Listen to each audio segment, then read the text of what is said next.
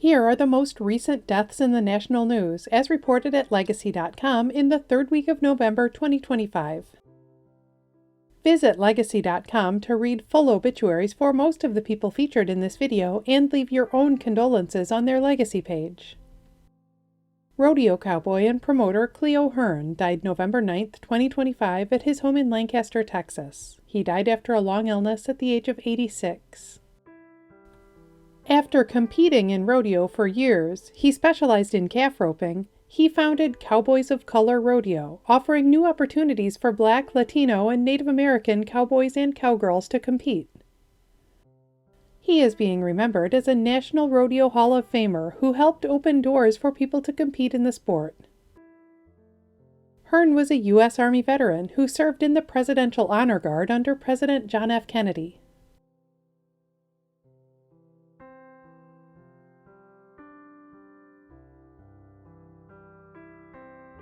Journalist Jim Avila died November 12, 2025 in California. He died after a long illness at the age of 70. He was a correspondent for NBC Nightly News before moving to ABC News, where he covered the White House and was often seen on World News Tonight in 2020. Avila is being remembered for covering major news stories like the O.J. Simpson trial and the involuntary manslaughter verdict against Michael Jackson's physician.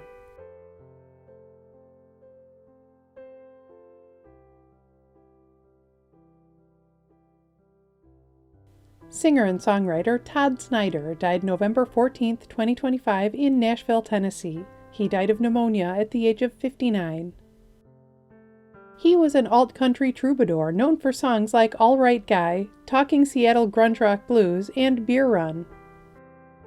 Snider is being remembered for his live shows, which often featured long, rambling, and hilarious monologues alongside his singing and guitar playing.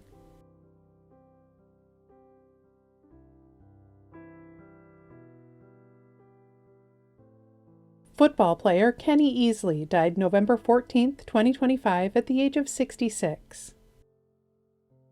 He was a safety in the NFL in the 1980s, spending his entire 7-season career with the Seattle Seahawks, where he was a 5-time Pro Bowl pick and the 1984 NFL Defensive Player of the Year. Easley is being remembered as a member of both the Pro Football Hall of Fame and the College Football Hall of Fame after his 3-time All-American career at UCLA.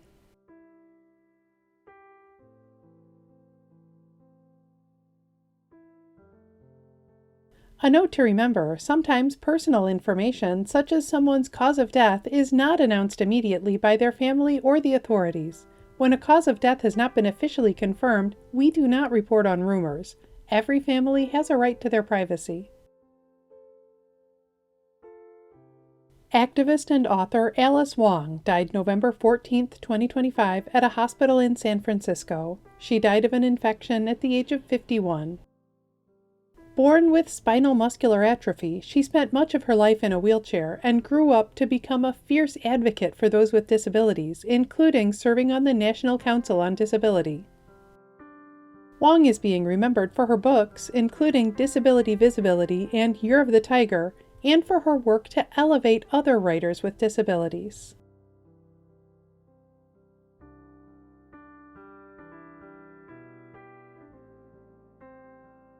Actress Elizabeth Franz died November 4, 2025 at her home in Woodbury, Connecticut. She died after fighting cancer at the age of 84. A Broadway veteran, she won the 1999 Tony Award for Best Featured Actress in a Play for her performance in Death of a Salesman, and she was nominated for Brighton Beach Memoirs and Mornings at 7. Franz is also being remembered for her roles in movies and TV shows like Gilmore Girls, The Secret of My Success, and Roseanne.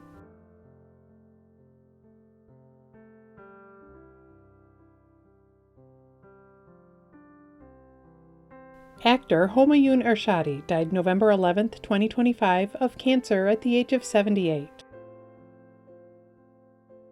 He played Baba in the acclaimed film The Kite Runner, and he also appeared in other Hollywood movies like Zero Dark 30 and A Most Wanted Man. Ershadi is also being remembered for his work in the films of his home country of Iran, especially his debut performance in Taste of Cherry.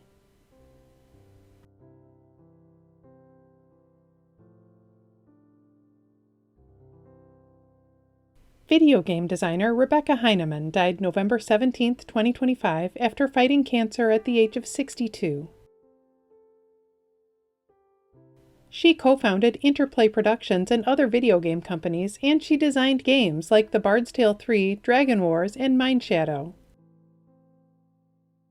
Heineman is being remembered as an esports pioneer who, in 1980, won the first national video game tournament in the U.S., a Space Invaders Championship.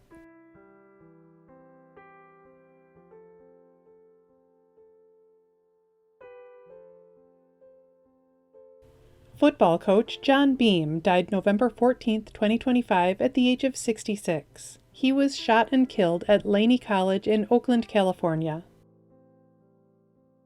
After a long and successful career coaching high school football, he became head coach at Laney College in 2012, leading the team to a championship in 2018. More than 20 of his former players went on to play in the NFL. Beam is being remembered for being featured on the 5th season of the Netflix documentary Last Chance U in 2020, which profiled his work as a role model for his junior college team.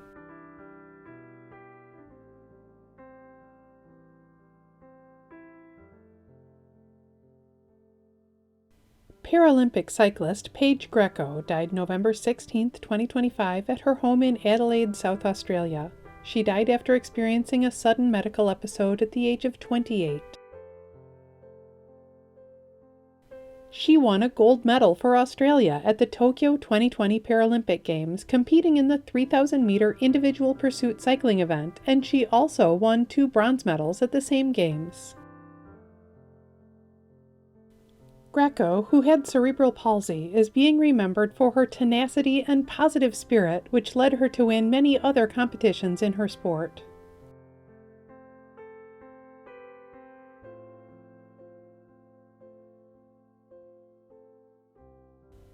Baseball player Randy Jones died November 18, 2025, at the age of 75.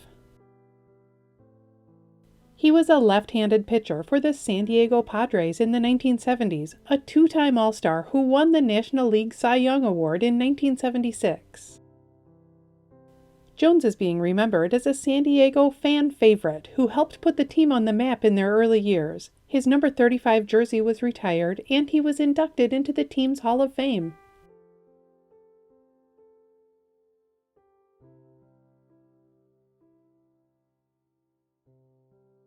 Singer and songwriter Walt Aldridge died November 19, 2025, after a long illness at the age of 70.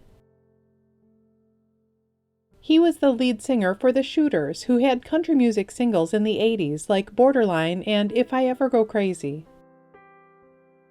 Aldridge is being remembered as a songwriter whose songs were #1 hits for other singers, including Ronnie Millsap's There's No Gettin' Over Me, Travis Tritt's Modern Day Bonnie and Clyde, and Heartland's I Loved Her First.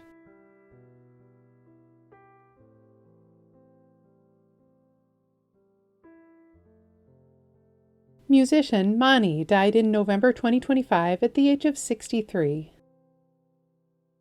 Born Gary Mounfield, he was the bass player for the Stone Roses, who had alternative hits in the 80s and 90s like Fool's Gold and Love Spreads.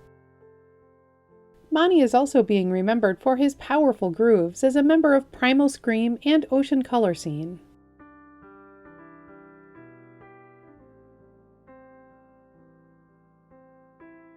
November is American Diabetes Month, and here at Legacy we've seen thousands of obituary tributes inviting people to support the American Diabetes Association in memory of a loved one. Like this North Carolina grandmother, who grew up as one of 10 children and was proud to have stood up for civil rights in the 1960s. This devoted husband, father, and dentist from Northern California, who served in the U.S. Air Force and raised 3 children, one of whom grew up to be an Olympic champion. And this avid hunter from Pennsylvania, who celebrated his 41st wedding anniversary earlier this year. Read these life stories and many more at Legacy's Diabetes Memorial page. You can find it at Legacy.com, and you can give to the American Diabetes Association in someone's memory. In addition to featuring current deaths in the news, Legacy.com also honors the lives and legacies of notable people who died in the past. Here are some of this week's anniversaries.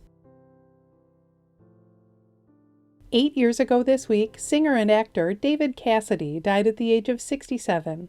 He starred as Keith Partridge on The Partridge Family and had hits like Cherish and How Can I Be Sure. 8 years ago this week, actress and singer Della Reese died at the age of 86. She starred on TV in Touched by an Angel and had a hit single in 1959 with Don't You Know. 31 years ago this week, singer and bandleader Cab Calloway died at the age of 86. He was one of the greats of the swing era, known for his scat singing in his signature song, Minnie the Moocher.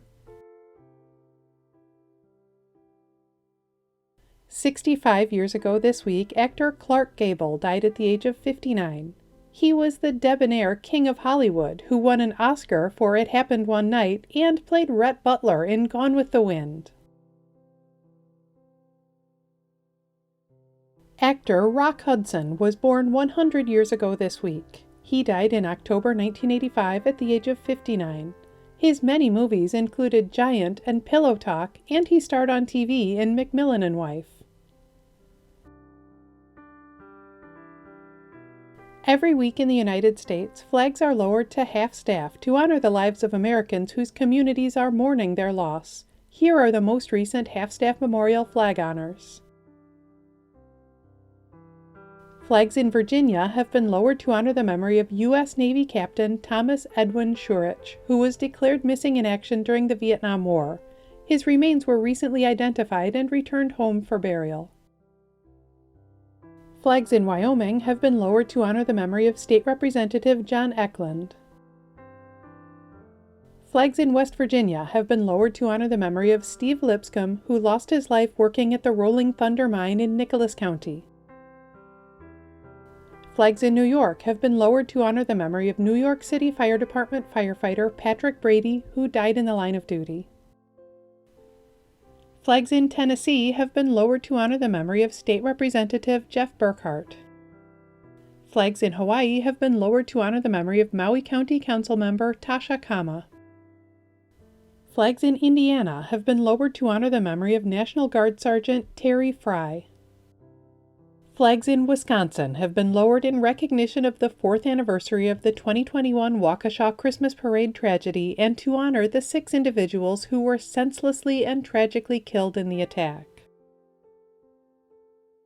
Flags in Maryland have been lowered to honor the memory of former Howard County Executive Edward Cochran, Jr. You can read more about the lives of the people featured in this video on Legacy.com. Follow Legacy.com on Instagram and Facebook, and subscribe to our channel on YouTube to stay up to date on national news deaths.